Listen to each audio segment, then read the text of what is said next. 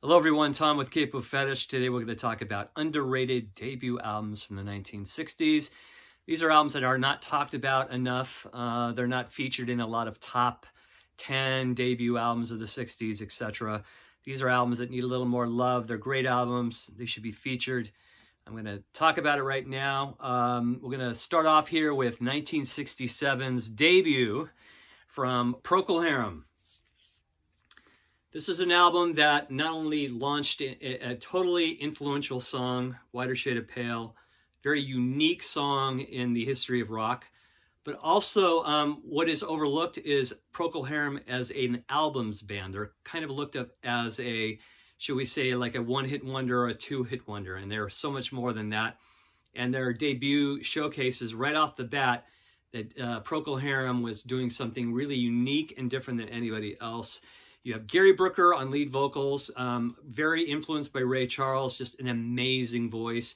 You've got Robin Trower, his debut, at least as far as I know here on this album, using that really low tone, Hendrix kind of guitar sound. You got Matthew Fisher on Hammond organ. You got B.J. Wilson on drums, a drummer that even Jimmy Page was considering pulling away from PRL Harum to join Led Zeppelin. So anyway, we've got almost a supergroup here, or let's just say what it is. They were a supergroup that just never got their super due. They had definitely had a very huge cult following, and they still do, and I'm one of them. But anyway, let's go over the song, shall we? So we got Whiter Shade of Pale, which was a huge hit. But the rest of the album, there's 10 songs. This is the American version of the album. It's also a promo copy. She Wandered Through the Garden Fence is the song after Whiter Shade of Pale. That could have been another single. It's just really, really good and catchy. Then you've got some bluesy guitar featured on Something Following Me. Mabel is kind of a Love Spoonful kind of ditty, a little like 1 minute and 50-second ditty. And then you've got the side one closing with Surday's Outsides the Gates of, which features more kind of bluesy guitar. Great vocals by Gary Brooker. And then on side two, you've got A Christmas Camel, which kind of sounds kind of like, in a way, the opening sounds a little bit like Ballad of a Thin Man by Dylan on Highway 61. Then A Conquistador, the original version, that wasn't the big hit. That was released back in '72, I believe, on the Edmonton Symphony Orchestra album. And then you got Kaleidoscope, fantastic, Salad Days, and then a total Hammond B3 showcase for Matthew Fisher. Just an absolute 5-star record. And this, in my opinion, should belong in the top 15 of all time in 1967. Debut albums, a fantastic record. More great albums from PRL were to come after this. Shine On Brightly, Salty Dog, Home, Broken Barricades.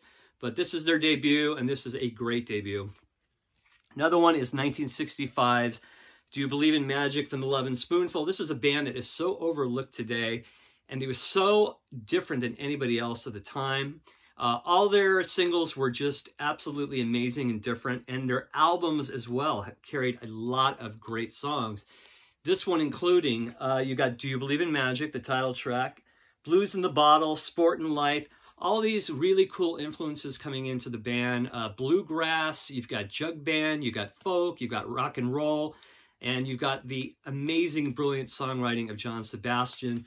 Great songs on here, great album cuts like My Gal, which I think was in What's Up Tiger Lily, the film, the Woody Allen film. You Baby is great, great showcase for Joe Butler, the drummer, from vocals. You've got the other hit, Do You Ever Have to Make Up Your Mind? Wild About My Lovin', Other Side of This Life, Younger Girl, great ballad from John Sebastian. On the Road Again, and then you've got this Night Owl Blues with great harmonica playing by John Sebastian. This is a fantastic debut.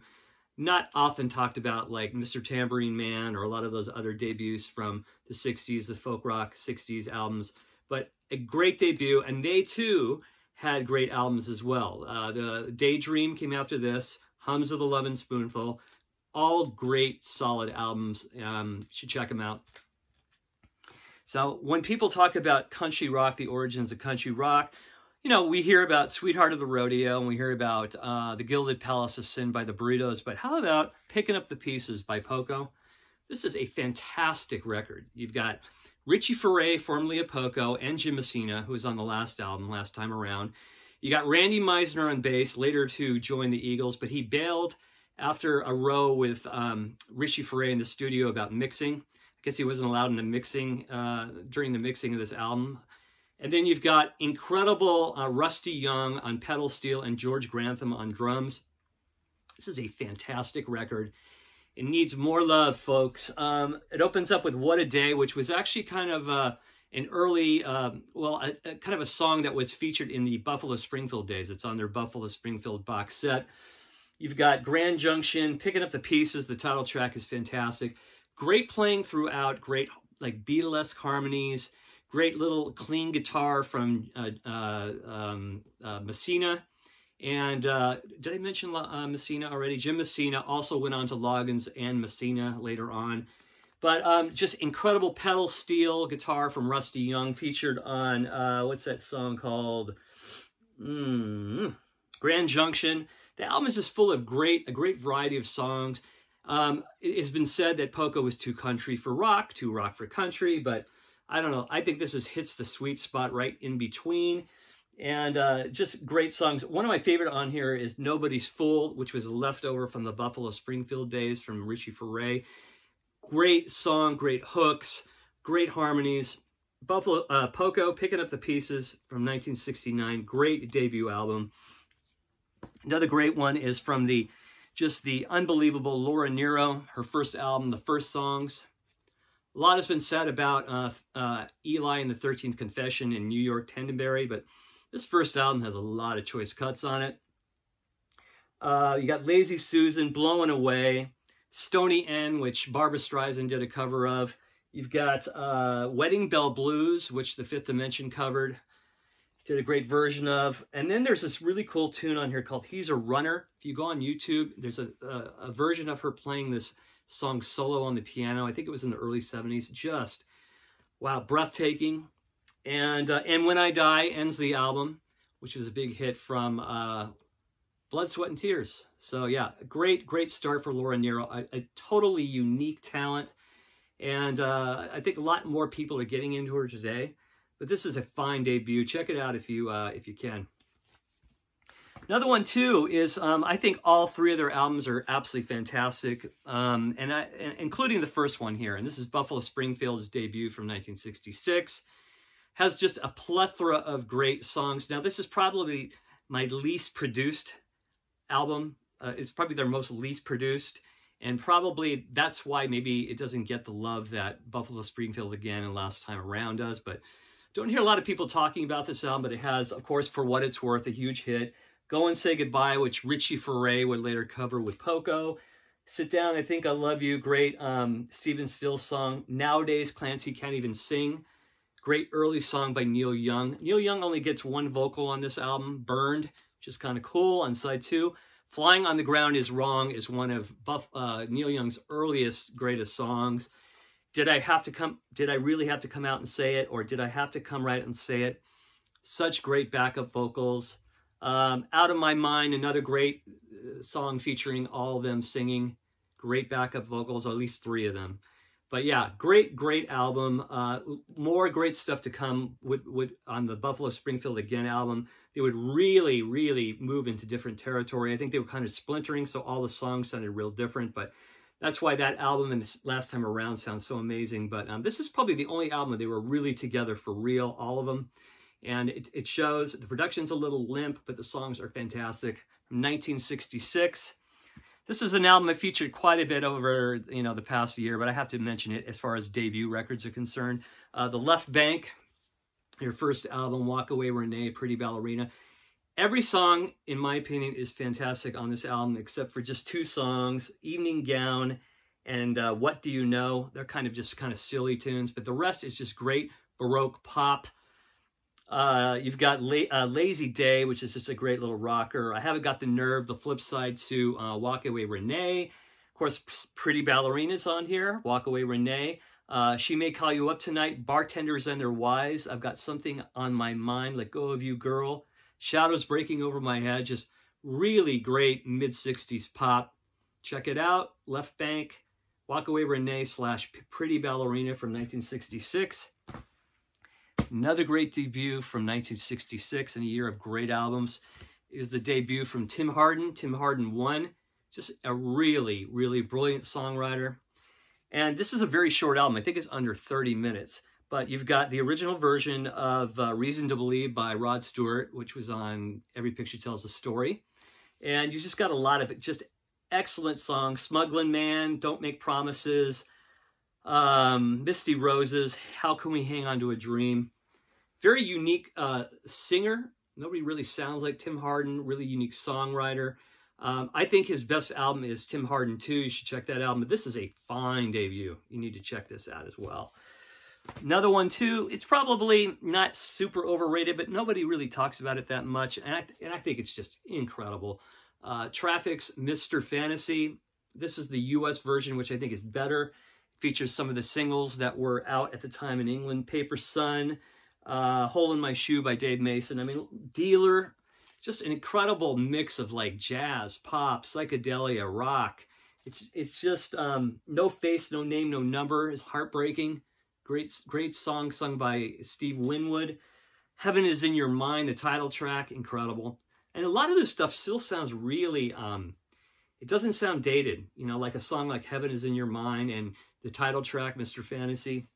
But yeah, and then there's some flirts with psychedelia, House for Everyone, Berkshire Poppies, Giving Into You. Of course, Colored Rain is one of my favorites. But yeah, this is just a fantastic pseudo-psychedelic record from 1967. Another great one is we've got the debut from Rod Stewart, the Rod Stewart album from late 69. So at this point, he already did 2 records with Jeff Beck, Beck-Ola, and Truth, which were awesome. So he's starting a solo career on Mercury, and he's also moonlighting with the Faces. He's doing a lot at once here. This is a great debut. Better stuff to come, though, later on. Gasoline Alley, Every Picture Tells a Story are kind of his classics, his absolute masterpieces. But this is a fine debut. Handbags and Glad Rags, great cover songs. He does a version of Street Fighting Man by the Stones. A great version of Man of Constant Sorrow. He has his own tunes on here. And Old Raincoat Won't Ever Let You Down.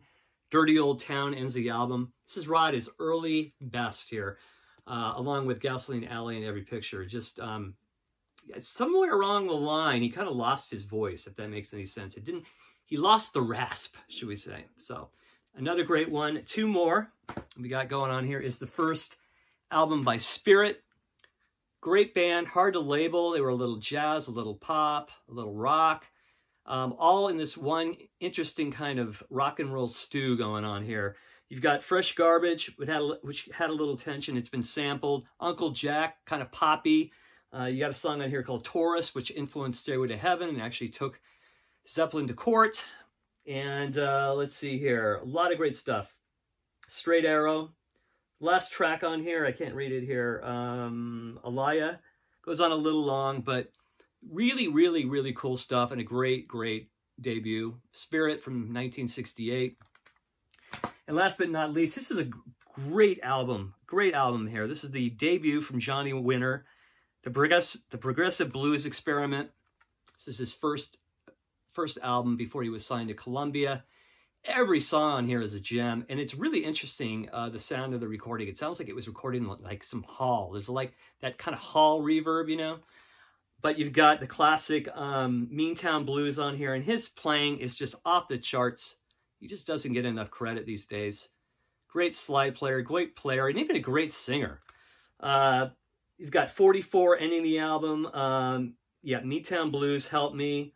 Bad Luck and Trouble. There's just not a bad track on this record. It's a fantastic debut. The Progressive Blues Experiment from Johnny Winter.